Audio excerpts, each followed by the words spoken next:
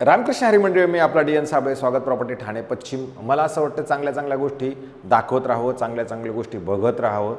त्याच्यातनं ज्याला असं वाटतं की यार हे बजेट काहीतरी बरोबर सेट होतंय, अशाच पद्धतीचे रोज घरं करतोय. त्या ओनर लोकांशी भांडण किरकिर ह्या सगळ्या गोष्टी होतात, कारण की बऱ्याचशा गोष्टी ओनर लोक थोड्या हवेमध्ये असतात. त्या हवेतनं परत खाली आणणं, त्या सगळ्या गोष्टी करून मग आपण हा खरं व्हिडिओ करण्याचा प्रयत्न करत असतो. आता आपण हा जो फ्लॅट बघतो, ह्या फ्लॅटवरती लोन बिलकुल नाही आहे आणि फ्लॅटचं लोकेशन बाकी भाईंदरपाडा गोदरेज एम्ब्रॉयडरीच्या जस्ट अपोजिटलाच इथे कॉम्पॅक्ट 3 BHK किंवा 2.5 BHK फ्लॅट आपण बघतो. खरं 850 कार्पेट असणारा, विथ एक पोडियमची कार पार्किंग असणारा खरं 2.5 BHK फ्लॅट आहे. जो फ्लॅट जर बघितला तर मोठा, उजेड, वारं अशा सगळ्याच गोष्टींचं जर कॉम्बिनेशन केलं तर त्या पद्धतीचं आहे.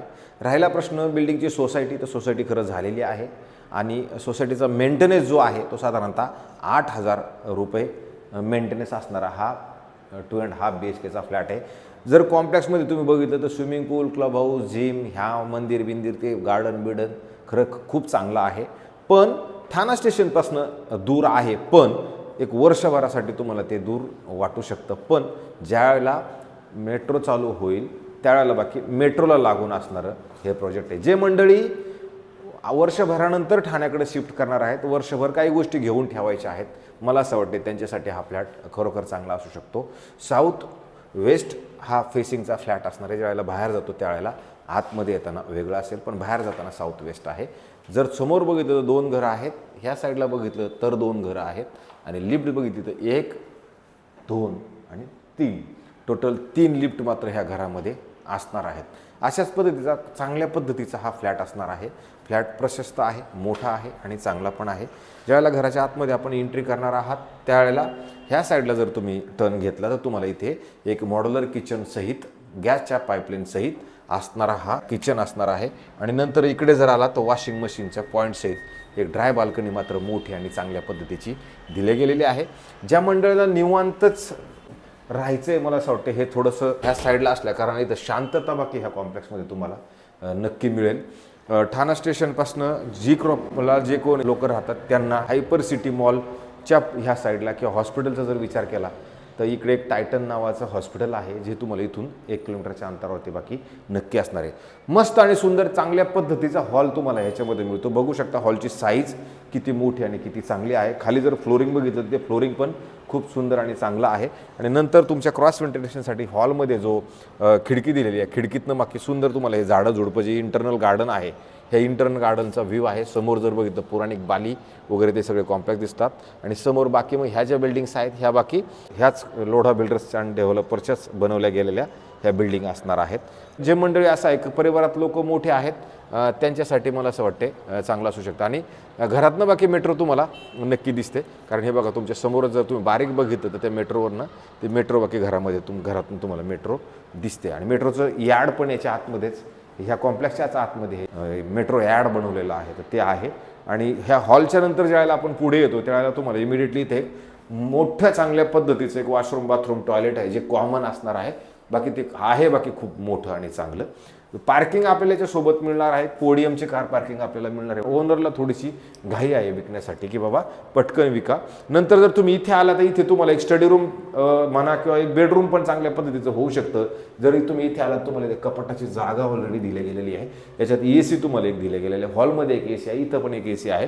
क्रॉस व्हेंटिलेशनसाठी परत इथे खिडकी एक ऑलरेडी दिलेली आहे. म्हणजे मला थोडक्यात हे सांगायचं की हे बेडरूम पण तुम्हाला चांगलं आहे, किंवा एखाद्याचं ऑफिसच जरी बनवायचं म्हणलं तुम्ही ऑफिस पण चांगल्या पद्धतीचं तिथं नक्की बनवू शकता. ज्यावेळेला पुढे आपण येतो, पुढे आल्यानंतर तुम्हाला इथं परत एक मोठं स्टोर रूम करा, मंदिर करा. खरं तर हे मंदिरासाठी दिलं गेलेलं आहे.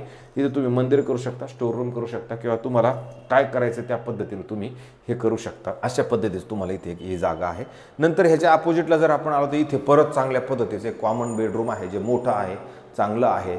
आणि फ्लॅट जर तुम्ही बघितलं तर ओव्हरऑल फ्लॅट खूप सुंदर आणि चांगल्या पद्धतीने, याच्यामध्ये पण तुम्हाला एक AC बाकी नक्की मिळणार आहे. आणि इथे जर तुम्ही बघितलं तर कपाटाला तुम्हाला एक पद्धतशीर आणि चांगल्या पद्धतीची जागा नक्की मिळणार आहे. इकडे ह्या साईडला जर आपण आलो तर इथे परत क्रॉस व्हेंटिलेशनसाठी एक खिडकी दिली गेलेली आहे, ज्या खिडकीतनं तुम्हाला इंटरनल तुमचं गार्डन बाकी नक्की नीटनेटकं दिसतं. ह्या बेडरूमची साईज पण तुम्ही बघितली तर ही मोठी साईज आहे, छोटी साईज नाही आहे. मी तुम्हाला सांगितलं 2018ला याची सोसायटी खरं झालेली आहे. सिलिंग हाईट पण चांगली आहे. घरामध्ये उजेड आणि वारं ह्या त्या सगळ्याच गोष्टीचा जर विचार केला तर खरोखर चांगलं आहे.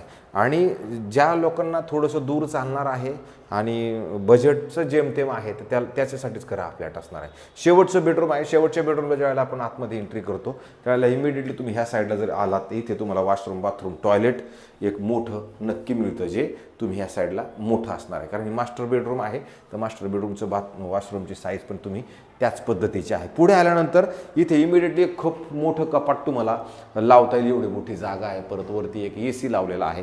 त्याच्यामुळे ह्या बेडरूमची साईज जरी बघितली तर तुम्हाला जाणवेल की बाबा हे सगळं बेडरूम चांगल्या पद्धतीचं वापरायला मिळते. कारण तुमचं कपाट त्या साईडला, वॉशरूम त्या साईडला गेलं, मग फक्त बेड जर तुमचा एवढा बघितला तर इथं मोठा चांगल्या पद्धतीचा बेड तुम्हाला इथं नक्की लावता येईल. अधिक जर ह्या साईडला बघितलं तर स्लायडिंग विंडो लागलेली आहे, जी तुम्हाला इकडनं क्रॉस व्हेंटिलेशनसाठी मिळू शकते. अशा पद्धतीचा हा खरं तर 2.5 BHK फ्लॅट आहे. कॉम्पॅक्ट 3 BHKचा फ्लॅट आहे आणि याची किंमत पण खूप सुंदर आणि चांगल्या पद्धतीची. ओनरचं या फ्लॅटवरती आता बिलकुल लोन शिल्लक राहिलेलं नाही आहे.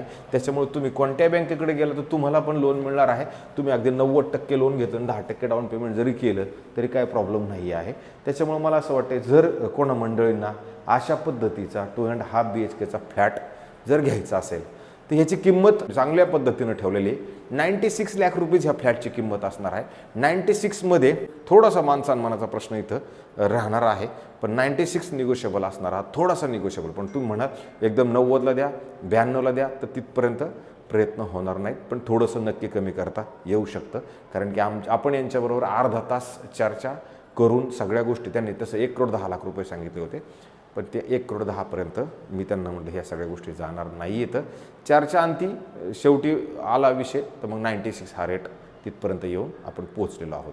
तर अशाच पद्धतीचे आम्ही नवे, जुने आणि वेगळ्या पद्धतीचे घरं दाखवण्याचा रोजचा आपला कार्यक्रम आहे, जेणेकरून तुमच्याकडे चांगल्या पद्धतीचे घरं जावे, चांगल्या पद्धतीचं काहीतरी व्हावं, हाच त्याच्या पाठीमागचा उद्देश आहे. तुम्ही बघा, अभ्यास करा आणि अभ्यास करून सगळ्याच गोष्टीचा सारासार जर तुमचा विचार ठरला तर मग तुम्ही इथे या, फ्लॅट बघा. फ्लॅट आवडल्यानंतर पुढच्या गोष्टी आपण नक्की करू शकतो. बिल्डिंगला OC आहे, बिल्डिंगला CC आहे, त्याच्यामुळे तोही काही प्रश्न नाही. राहिला प्रश्न ठाणा स्टेशनपासून, तर ठाणा स्टेशनपासून साधारणतः 11 किलोमीटर अंतरावरती बाटकी हा फ्लॅट असणार आहे. ववळ्याच्या नंतर हा फ्लॅट आहे, लोडा स्प्लेंडर नावाचं कॉम्प्लेक्स. तुम्हाला इथं हा फ्लॅट उपलब्ध असणार आहे. ग्राउंड प्लस तशी बघितली तर जवळजवळ 26-25 माळ्याची बिल्डिंग आहे.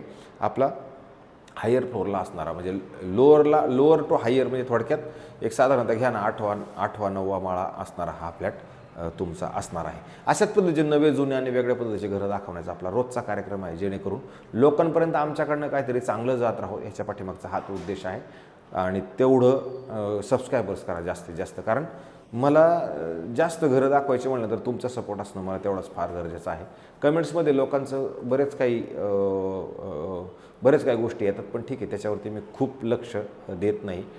पण जिथे हाय शब्द येतो ना, जिथे की बाबा हाय रेट आहेत, हाय हे आहे, तर मला तुम्हाला हात जोडून मी तुम्हाला सगळ्यांना सांगतो की हाय रेट हा माझा नाही आहे. मी तुमच्या अप्रोक्ष ऑलरेडी त्या ओनर लोकांची हुज्जत घातलेली असते. ते माझ्यासमोर एक चॅलेंज आहे, तेवढ्यातनं काही लोक रुसतात, काहीतरी फुकतात, बरंच काही गोष्टी घडतात, तेवढ्यातनं पण मी ते सगळं करतोय.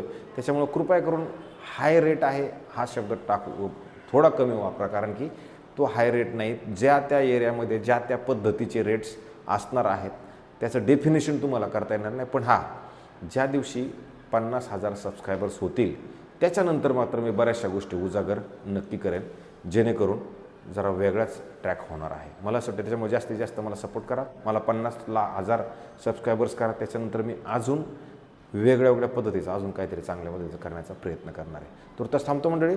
रामकृष्ण हरी.